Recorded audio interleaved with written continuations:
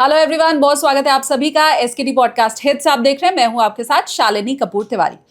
आज के पॉडकास्ट में चर्चा होने वाली है डीएनए एस्ट्रोलॉजी की। संभवतः ये नाम आपने पहली बार सुना होगा। जो मेहमान मेरे साथ हैं वो हैं डीएनए एस्ट्रोलॉजर निकी सुनेजा। उनका कहना है उनका खुद का किया हुआ ये रिसर्च है। उनके गुरुदेव को किसी ने आशीर्वाद स्वरूप एक राह दिखाई थी और उसी राह पर आगे बढ़ते हुए एस्ट्रोलॉजी निकी सर ने भी की है। तो क्या उन्होंने कहा है वो तो जब आप पॉडकास्ट देखेंगे आपको पता चलेगा। पार्ट 1 आज आपके सामने है, पार्ट 2 भी बहुत जल्द हम लेकर के आएंगे। लेकिन चैनल आगे आप देखिए, उसके पहले सब्सक्राइब कर लीजिए। यहाँ लंबे पॉडकास्ट को कुछ छोटे पार्ट्स में आप लोगों के सामने हम लेकर के आए हैं। तो चलिए, अब ये जो डीएनए एस्ट्रोलॉजी पर पॉडकास्ट हुआ है आज आप देखिए उसका पार्ट 1। तो हम बात करने वाले हैं डीएनए एस्ट्रोलॉजी की, जिसके बारे में आई एम श्योर बहुत कम लोगों ने सुना होगा। उस पर हम चर्चा करें क्योंकि आपने पहले बताया था कि इसका नक्षत्रों से बहुत गहरा रिलेशन है। तो वो लोग जो नक्षत्र को नहीं जानते हैं, राशियों के बारे में तो ज़्यादातर लोगों को मालूम होता है, नक्षत्र के बारे में नहीं मालूम होता है। तो शुरुआत अगर हम इसी के साथ करें कि नक्षत्र क्या है। शालिनी जी, मैं किसी भी कार्य की शुरुआत अपने गुरु श्री देवराहा बाबा सरकार, भगवती काली और गोरक्षनाथ प्रभु का नाम लेके करता हूँ। जयंती मंगला काली भद्र काली कपालनी दुर्गा क्षमा शिवा दात्री स्वाहा स्वधा नमोस्तुते। ओम देवराय दिगंबराय मंचासेनाय नमो नमः। ओम शिव गोरक्ष योगी। नक्षत्र इस शब्द की अगर संधि की जाए, तारों का नक्शा, एक सिद्धांत जिसे गोल्डन रेशो कहा जाता है, जिसे ज्योतिष की भाषा में आपने सुना होगा, यत पिंडे तत् ब्रह्मांडे। आकाश में जो घटनाएं घटती है वह हमारे जीवन में भी घटती है। नक्षत्र, इसे ल्यूनार मेंशंस, चंद्रमा के घर हैं, 27 घर हैं। हर नक्षत्र अपने आप में एक कहानी, एक स्टोरी जो है संजोए हुए है। हर नक्षत्र का एक देवता है, एक माइथोलॉजी थीम है, एक एनिमल है, ठीक है, जड़ी बूटी भी है। अब उस नक्षत्र में उस देवता की, उस कहानी की, उस एनिमल की सभी जो है गुण धर्म आ जाते हैं। फर्ज कर लीजिए, मान लीजिए किसी का नक्षत्र अश्विनी नक्षत्र है, इसका सिंबल है हॉर्स। अब हॉर्स जो है बड़ा ही फास्ट मूविंग एनिमल है ना। तो अब कोई अश्विनी नक्षत्र वाला जातक होगा, उसमें ये सब जो है हॉर्स के एट्रीब्यूट्स आ जाएंगे। वो बात भी फास्ट करेगा, चलेगा भी फास्ट। तो जो भी नक्षत्र के गुण धर्म है एनिमल्स के, वो नक्षत्र में, जातक में आ जाते हैं। और ये नक्षत्र हमारे चॉइसेस भी कंट्रोल करते हैं। हमारे जो डिसीशंस हैं, हमारे जो चॉइसेस हैं, वो भी पूरे तरह से हमारे कंट्रोल करते हैं। ठीक है। तो आपका नक्षत्र क्या है? आप अगर वो जानते हैं तो मुझे कमेंट करके ज़रूर बताइए। नहीं जानते हैं, बहुत से ऐप अवेलेबल हैं, आप उसमें जाके अपना डेट ऑफ बर्थ, टाइम, ये सारी चीज़ें डालेंगे तो राशि तो आपको पता है ही। अगर नक्षत्र आप नहीं जानते हैं तो वो भी आप समझ पाएंगे। अब मुझे ये बताइए कि ये नक्षत्रों और डीएनए एस्ट्रोलॉजी का कोई कनेक्शन है क्या? देखिए, डीएनए एस्ट्रोलॉजी नक्षत्रों पे आधारित है, पर एक अलग ही प्रोग्रामिंग कोड पे काम करती है। और उसके पीछे एक छोटी कथा भी है, आप कहें तो मैं सुना दूं। हाँ हाँ प्लीज़। मेरे गुरुजी हैं श्री विशाल लोकेश्वरन, जो इस डीएनए एस्ट्रोलॉजी के जनक हैं। यानी वो इंजीनियरिंग बैकग्राउंड से हैं, मेरे से 2 वर्ष उनका यानी एज बड़ी है। वो इंजीनियरिंग की पढ़ाई की हुई थी। तमिलनाडु में एक जगह है, उसका नाम है राजपलयम। वहाँ पे चले जाते हैं, एक शिव मंदिर में, प्राचीन शिव मंदिर में जाते हैं। और एक्सीडेंटली वहाँ पे एक योगी, एक सन्यासी आता है। और ये मेरे सर जो है अपने फ्रेंड के साथ एक कॉन्वर्जेशन करते हैं, और वो पूछता है सन्यासी कि आप यहाँ क्यों आए हैं। तो मेरे सर का उत्तर होता है कि ज्योतिष का ज्ञान, उनका इंटरेस्ट नया नया ज्योतिष में था, ज्योतिष का ज्ञान मुझे फले, ये प्रार्थना करने में भगवान शिव से आया हूँ। उन्हें 1/4 पेपर पे वो एक फार्मूला लिख के देते हैं। वो फार्मूला क्या है वो हम थोड़ी देर में बताएंगे। तब मेरे सर को ये बात नहीं समझ में आती है कि यानी ये फार्मूला क्या है। वो कहते हैं कि तुम जाओ इस पे रिसर्च करो और तुम यहाँ से जो है एक नई विद्या को जन्म दोगे और तुम्हारा जीवन का चक्र जो है वो आगे चलेगा। और ठीक इसी तरह मेरे सर करते हैं, ये जो फॉर्मूला मिला इसका पूरा मंथन करते हैं। महाभारत रामायण काल के पौराणिक कथाओं को से लेकर, इतिहास से लेकर डीएनए एस्ट्रोलॉजी, डीएनए जैसे आपने वीडियो की शुरुआत में कहा, ब्लड में एक अंश माता की तरफ से आता है, एक पिता की तरफ से आता है। कार्मिक पैटर्न भी कुछ इसी तरह से चलता है। मदर के साइड से कुछ कार्मिक पैटर्न्स आते हैं, फादर के साइड से कुछ कार्मिक पैटर्न्स आते हैं, और इसी तरह से जो कर्म का साइकिल है वो आगे बढ़ता है। तो अब वो फॉर्मूला क्या है कि हमें 27 नक्षत्र जो है वो असेंडिंग ऑर्डर में लिखना है, अश्विनी से लेके रेवती तक। अश्विनी, भरणी, कृतिका, रोहिणी, मृगशिरा, आर्द्रा। अब हर नक्षत्र के सामने एक डे ऑफ द वीक आएगा। जैसे अश्विनी नक्षत्र के सामने आएगा संडे, भरणी नक्षत्र के सामने आएगा मंडे, कृतिका के सामने Tuesday, so on and so fourth. अब जो नक्षत्र के सामने जो डे ऑफ द वीक आया, उस नक्षत्र के ऊपर उस ग्रह की कार्मिक रजिस्ट्री कहलाएगी। यानी अश्विनी नक्षत्र के ऊपर आया संडे, यानी सन कार्मिक रजिस्ट्री। भरणी नक्षत्र के ऊपर मून कार्मिक रजिस्ट्री। तो अभी जैसे अश्विनी से हमने शुरू किया, पुनर्वसु नक्षत्र के ऊपर आएगा सैटरडे, फिर पुष्य नक्षत्र जो आएगा उसके ऊपर आएगा राहु, सैटरडे के बाद आएगा राहु, फिर जो है अश्लेषा, उस वहाँ से संडे से फिर से शुरू करना है, राहु के बाद संडे। यहाँ हम केतु को नहीं लेते हैं। क्यों? क्योंकि संस्कृत में अष्टकर्मा, 8 तरह के कार्मिक पैटर्न्स का हमें जिक्र मिलता है। केतु के नाम पे कोई कार्मिक रजिस्ट्री नहीं है सच। 8 कार्मिक रजिस्ट्री है, जिसको हम ब्रॉडली डिफाइन भी करेंगे 8 क्या क्या कार्मिक रजिस्ट्री है।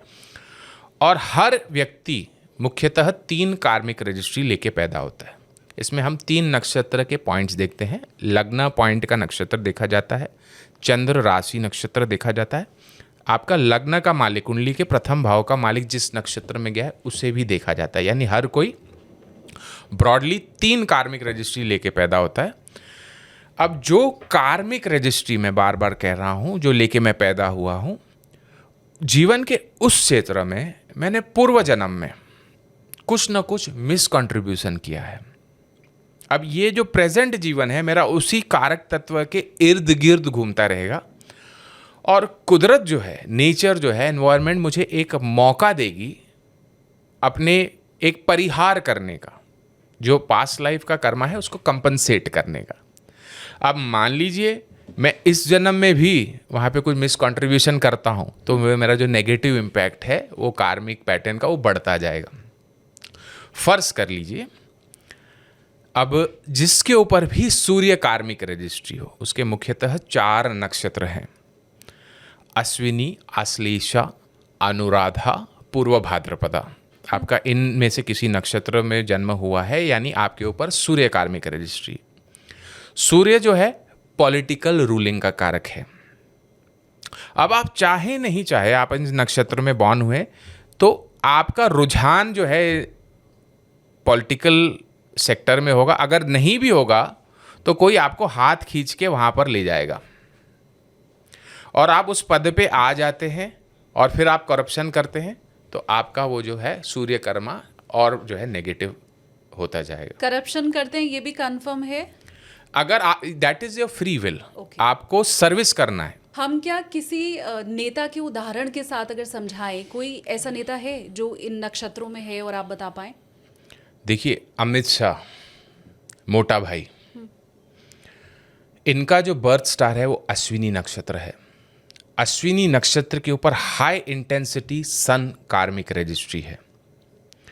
अब अमित शाह जीवन के पूर्व काल में पॉलिटिकल षड्यंत्र का भी शिकार होते हैं। 2010 के आसपास उनको गुजरात से तड़ी पार कर दिया जाता है, और तब वो कहते हैं कि मेरा पानी उतरता देख, मुझे किनारों पे घर मत बना लेना। किनारों पे घर मत बना लेना, मैं दरिया हूँ, लौट के फिर ज़रूर आऊँगा। और बाकायदा वो एक कमबैक करते हैं और एकदम स्ट्रॉन्ग पर्सनैलिटी के रूप में कमबैक करते हैं। होम मिनिस्टर के पद को प्राप्त करते हैं और पूरा देश जो है वो सब जानते हैं कि चलाते हैं। तो सन कार्मिक रजिस्ट्री का पॉजिटिव साइड भी रहेगा, नेगेटिव साइड भी रहेगा। अब इसको अगर हम पौराणिक कथाओं से जोड़ें तो महाभारत में जो कर्ण है उसका जो जन्म नक्षत्र है वो है पूर्वा भाद्रपदा।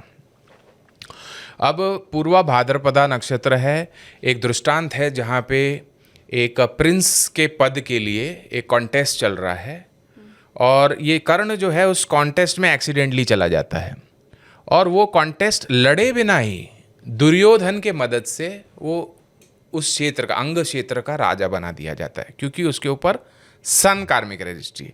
पॉलिटिकल चेयर मैंने कहा ना, आपके ऊपर ऑटोमेटिकली आएगा, it will come towards you. और कर्ण को जीवन के अंत काल तक पता नहीं चलता कि उसके पिता कौन है, अंत में जाके पता चलता है सूर्यपुत्र कर्ण।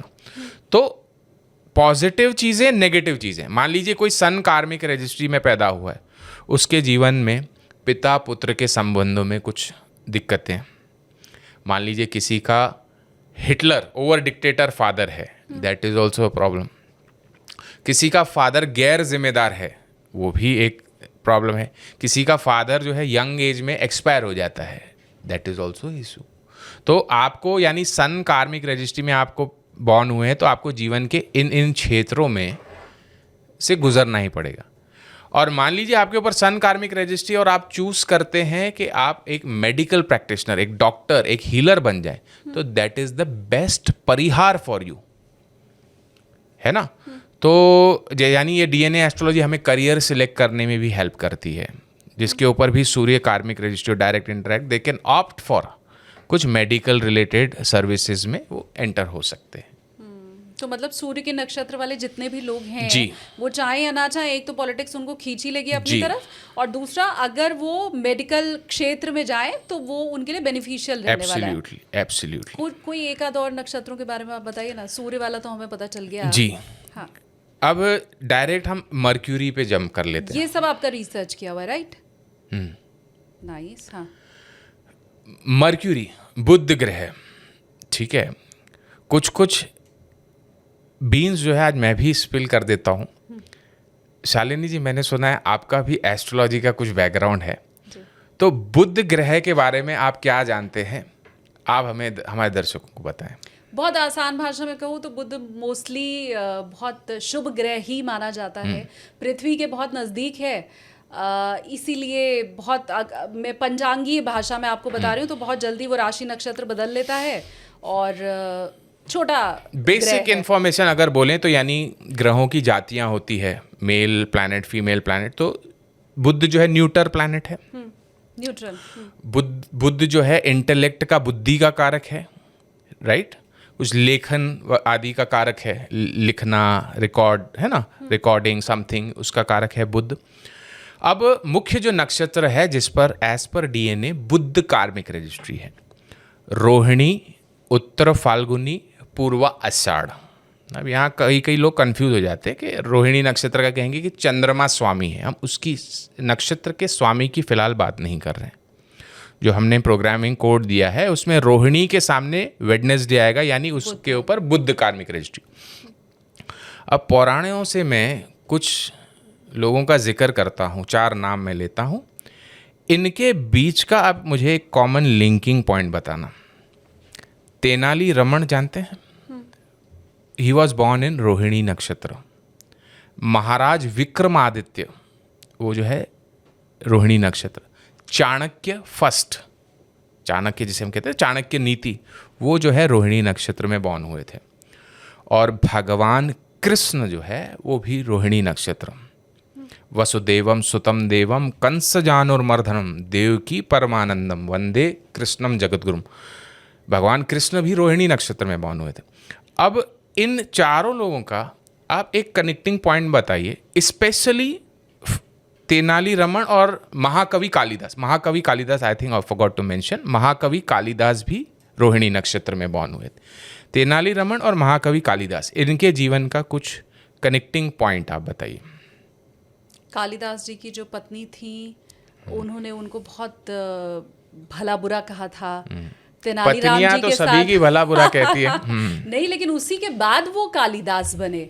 आज जिस रूप में हम उन्हें पहचानते हैं, Correct. कवि के रूप में पहचानते हैं, वो अगर उनकी पत्नी ने उन्हें भला बुरा नहीं कहा होता तो शायद वो उनके मोह में ही रहते। ठीक। और थोड़ा तेनालीराम- आप बुद्धि दौड़ाइए, कालिदास और तेनालीरामन, मैं बार बार ये दो नाम ले रहा हूँ, इनके कुछ कुछ एक घटना अगर आपको बुद्धि से रिलेटेड, थोड़ा आपको हिंट भी दे देता हूँ, बुद्धि से रिलेटेड कुछ चीजें। दोनों कुशाग्र बुद्धि के थे। कुशाग्र बुद्धि के थे, हाँ। बट जीवन के पूर्व काल में इन्हें मूर्ख अर्थात जड़ बुद्धि जो है घोषित किया जाता है।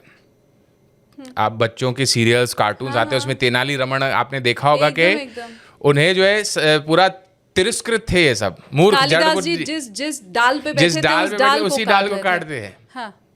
तेनालीरामन जो है एक बार आत्महत्या करने जाते हैं, दुनिया से परेशान हो जाते हैं।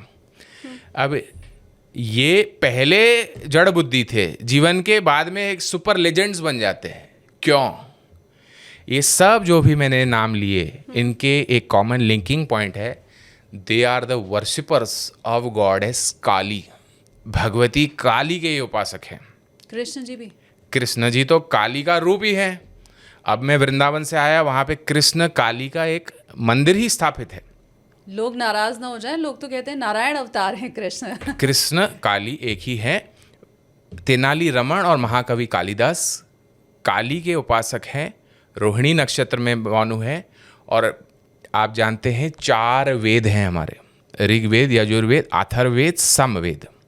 तो हर वेद का एक ग्रह है और हर वेद का एक देवता है।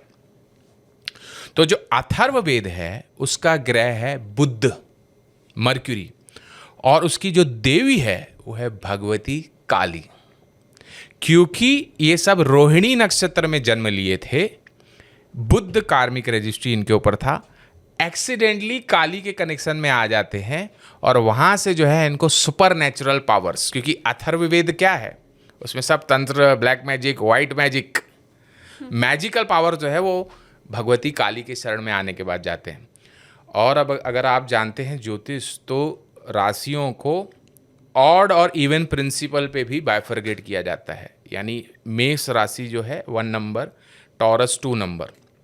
तो ऑड नंबर जितनी भी राशियां हैं वो शिव के, यानी शिव उनके अधिष्ठाता है। जो इवन नंबर राशियां हैं वो भगवती के। तो अब ये जो रोहिणी नक्षत्र है ये आता है वृषभ राशि में, यानी मेष से चंद्रमा आया, वृषभ में एंटर हुआ मात्र गंडांता, यानी वो गंडांता पॉइंट क्रॉस किया और वो रोहिणी नक्षत्र में आएगा। Goddess connection. और क्योंकि उसके ऊपर बुध कार्मिक रजिस्ट्री है, तो बुध अथर्ववेद काली के कनेक्शन में आते हैं, वहाँ से उनको मैजिकल पावर्स आते हैं। तो क्या हम इसके जरिए ये भी बताने की कोशिश कर रहे हैं कि रोहिणी नक्षत्र वाले जितने भी लोग हैं जिनका जन्म हुआ है, उन्हें उनके जीवन के आगे के वर्षों में सफलता ज़्यादा मिलेगी बजाय बाल्यकाल ऐसे के? जनरलाइज नहीं किया जाता है, but anyway they will be under the influence of Mercury. Budh के इन्फ्लुएंस में रहेंगे तो उसके एट्रीब्यूट्स क्या क्या हैं? कुछ लेखन, राइटिंग, जर्नलिज्म, वीडियोग्राफी, इससे रिलेटेड काम काजों का बुध, यानी रिकॉर्ड कीपिंग। या तो व्यक्ति बहुत प्रखर बुद्धि का होगा या एकदम जड़ बुद्धि का होगा। एक और विशेष चीज बताता हूं आपको। मैंने 3 नक्षत्रों के नाम लिए, रोहिणी, उत्तर फाल्गुनी, पूर्वा आषाढ़। रोहिणी नक्षत्र भगवान कृष्ण का है, उत्तर फाल्गुनी नक्षत्र जो है अर्जुन का है। तो अर्जुन जो है वो धनुष से बाण चलाते थे, किस हाथ से चलाते थे? ये मेरा सवाल शालिनी जी से है, किस हाथ से? मुझे लगता नहीं इसका कहीं उल्लेख है, लेकिन क्योंकि आपने पूछा है तो मैं गेस करके बोल रही हूँ बायां हाथ। लेफ्ट क्योंकि हैंड। दायां हाथ होता तो आप मुझसे पूछते नहीं ये सवाल, इसलिए मैंने कहा है बायां हाथ। जी, अर्जुन जो है लेफ्ट हैंड से धनुष बाण चलाते थे। तो ये बुध कार्मिक रजिस्ट्री, रोहिणी, उत्तर फाल्गुनी, पूर्वा आषाढ़, किसका भी हो, घराने में एक लेफ्ट हैंड पर्सन जरूर होगा। और लेफ्ट हैंड होना भी एक सांकेतिक है। आपने सुना है कि left hand people are more brainy, वो ज्यादा बुद्धि चलाते, for the same reason, because they have mercury karmic registry. यहाँ जो लोग ऐसे एम्बीडेक्स्ट्रस होते हैं दोनों हाथों से, दे आर, वो पूरी तरह से मर्क्यूरी में गवर्न होते हैं। इसके अलावा घराने में इंटरकास्ट मैरिज, डाइवोर्सेस प्रचुर मात्रा में रहेंगे। किसी का भी रोहिणी, उत्तर फाल्गुनी या पूर्व आषाढ़ नक्षत्र में हो। उसमें से भी रोहिणी जो है वो विजातीय विवाह, इंटरकास्ट मैरिज से जुड़ा हुआ है, और उत्तर फाल्गुनी नक्षत्र जो है वो डाइवोर्सेस से जुड़ा हुआ है। एक और आपको, क्योंकि हम बुध की बात कर रहे हैं, मैंने बताया न्यूटर प्लैनेट है बुध ग्रह, यानी उसको नपुंसक कहा जाता है, ट्रांसजेंडर, ठीक है। अब कृष्ण भगवान के ऊपर भी बुध कार्मिक रजिस्ट्री है, अर्जुन के ऊपर भी बुध कार्मिक रजिस्ट्री है। हमें एक जिक्र मिलता है कि युद्ध के पहले भगवती काली को नर बलि देना है, और कोई जो है नर बलि देने के लिए राजी नहीं होता है। तो एक शख्स है जिनका नाम है हिरवन, वो जो है नर बलि देने के लिए राजी होते हैं, पर उनकी शर्त है कि उन्हें बलि से पहले विवाह करना है। अब ये देख के, ये सुन के कि भाई अगले दिन उसका बलि दिया जाएगा, उससे कोई भी विवाह करने के लिए राजी नहीं होता है। अंत में भगवान कृष्ण एक स्त्री का रूप धारण करते हैं, उससे विवाह करते हैं, और एक दिन उसकी मृत्यु का शोक मनाते हैं। क्यों? क्योंकि भगवान कृष्ण के ऊपर बुध कार्मिक रजिस्ट्री था। तो सेम जेंडर मैरिज, इसका हमें बिल्कुल जिक्र मिलता है। अर्जुन जब वनवास चले जाते हैं और आखिरी साल अज्ञातवास में जाते हैं, जब तब जो है वो वृणाला का रूप धारण करते हैं, एक ट्रांसजेंडर का। क्यों? क्योंकि सेम उनके ऊपर बुध कार्मिक रजिस्ट्री है, उत्तर फाल्गुनी नक्षत्र में उनका। तीसरा एक जिक्र मिलता है भीष्म पितामह, उनका बर्थ स्टार है पूर्व आषाढ़ नक्षत्र। पूर्व आषाढ़ नक्षत्र, इसके ऊपर भी बुध कार्मिक रजिस्ट्री है। तो भीष्म पितामह का जो वध करते हैं वो है, बताइए आप कौन है? Shikhandi, who is a transgender, क्योंकि उनके ऊपर भी बुध कार्मिक रजिस्ट्री है। तो आप देख सकते हैं पुराणों में किस तरह से हमें चीज़ें, कनेक्टिंग डॉट्स जो है मिलते हैं। हालांकि आपने पहले ही कहा कि हम इस तरह से जनरलाइज नहीं कर सकते, पर मैं फिर भी मन में एक सवाल है। एट्रीब्यूट है कि भाई क्योंकि बुध को नपुंसक कहा जाता है, वैसी चीज़ें, कुछ चीज़ें, थीम्स आ जाती है। तो इन नक्षत्रों वाले अपने जीवन में ऐसा कुछ महसूस कर सकते हैं, या कुछ इस तरीके से कनेक्शन आता है। मतलब ये हार्ड एंड फास्ट रूल नहीं है कि ट्रांसजेंडर इत्यादि, पर ये पुराणों में जो जो हमें चीज़ें जिक्र मिलती है, जैसे भीष्म पितामह का वध किसने किया? शिखंडी ने, हु इज अ ट्रांसजेंडर। तो ये हम कनेक्शन देख सकते हैं। ठीक है। हम क्या आज के समय में जो लोग हैं, ये पौराणिक कथाएं हुई, उनमें कुछ उदाहरण लेके क्या देखिए, समझ जो भी पाएंगे? बुध ग्रह के इन्फ्लुएंस में रहेगा, बुध ड्यूअल दिखाता है, ड्यूअल, ठीक है। कोई भी दो वर्ल्ड्स को कनेक्ट करना, man alien, man God, man devil, ठीक है। अब हालांकि आपने टॉपिक छेड़ दिया है, ये हमारे बाद के सेक्शन के लिए मैंने रखा था।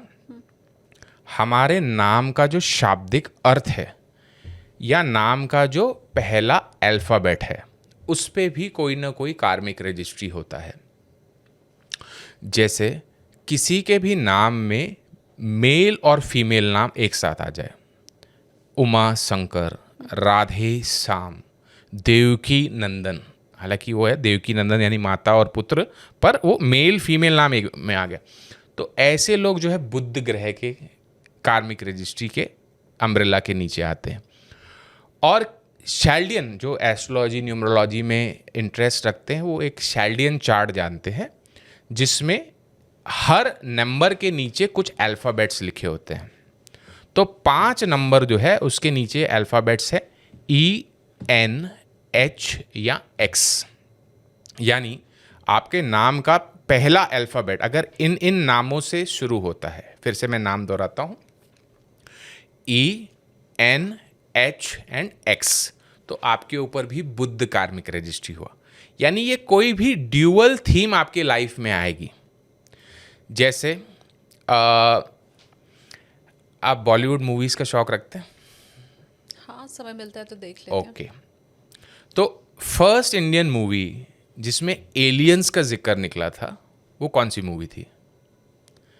ऋतिक रोशन की कोई मिल गया movie. H for Hrithik Roshan. उनका पूरा लाइफ जो है मर्क्यूरी से गवर्न करता है। एलियन का कनेक्शन उसमें बताते हैं। H फॉर हनी सिंह, कई सारे उन्होंने इंटरव्यू में बताया है कि वो एक्सीडेंटली एक बार सैटेनिक चर्च में चले जाते हैं और वहाँ से उनका जीवन कुछ, यानी उनका एक एल्बम भी रिलीज़ किया जिसका नाम सेटन था, ठीक है। फिर आज के परिप्रेक्ष्य में वो देखे जाते हैं अलग अलग मंदिरों में, नीलकंठ महादेव आदि पूजा अर्चना, यानी जिसके ऊपर भी बुद्ध कार्मिक रजिस्ट्री होगी उसके जीवन में कुछ out of the box unconventional चीज़ें होगी। ई फॉर एलॉन मस्क, आप देखेंगे एलॉन मस्क का पूरा लाइफ जो है मर्क्यूरी से रिलेटेड है। वो कभी एलियंस को खोजने की बात करता है, कभी स्पेस क्राफ्ट किसी तरह से उसको लॉन्च करने की, उसको पकड़ने की बातें करता है, मार्स पे घर बसाने की बात करता है। आपने और हमने बचपन से देखे गाड़ियाँ पेट्रोल पे डीजल पे चलती है, उसके दिमाग में ख्याल आया कि गाड़ियाँ इलेक्ट्रिसिटी पे भी चल सकती है और उसने टेस्ला का खोज कर दिया। तो उसका जो out of the box thinking बड़ा ही कॉमन हो गया, जिसका भी नाम ENH या X से शुरू हो। E फॉर आइंस्टाइन, ठीक है, वो भी आप देख सकते हैं कि उसने भी काफ़ी ब्लैक होल थियोरी आदि काफ़ी चीज़ों की। अच्छा, बुद्ध जो है नसों का कारक रहता है, नर्व्स का कारक रहता है। तो आइंस्टाइन के बारे में एक है कि जीवन के अंत काल में ही इज़ पैरालाइज्ड। तो ये भी हम कुछ चीज़ें, यानी अच्छाई और बुराई दोनों चीज़ें चलेगी उसमें, उस कारक तत्व के इर्द गिर्द आपका जीवन घूमेगा।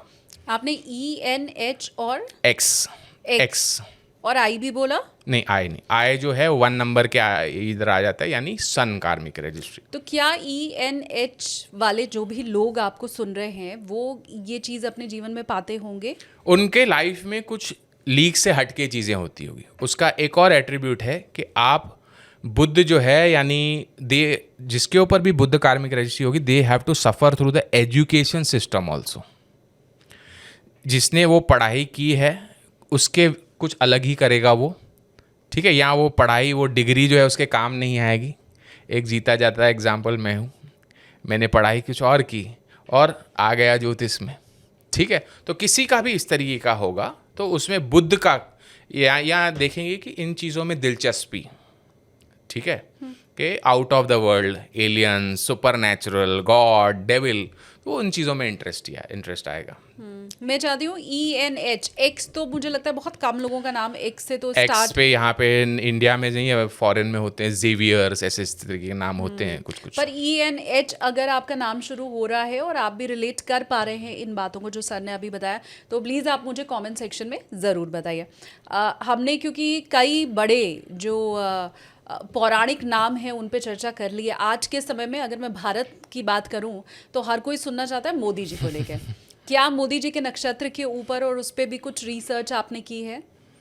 मित्रों देखिए, मोदी जी का जो जन्म नक्षत्र है वो अनुराधा नक्षत्र, और अनुराधा नक्षत्र का हर नक्षत्र का जैसे सिंबल होता है, तो अनुराधा नक्षत्र का सिंबल है लोटस फ्लावर, ठीक है।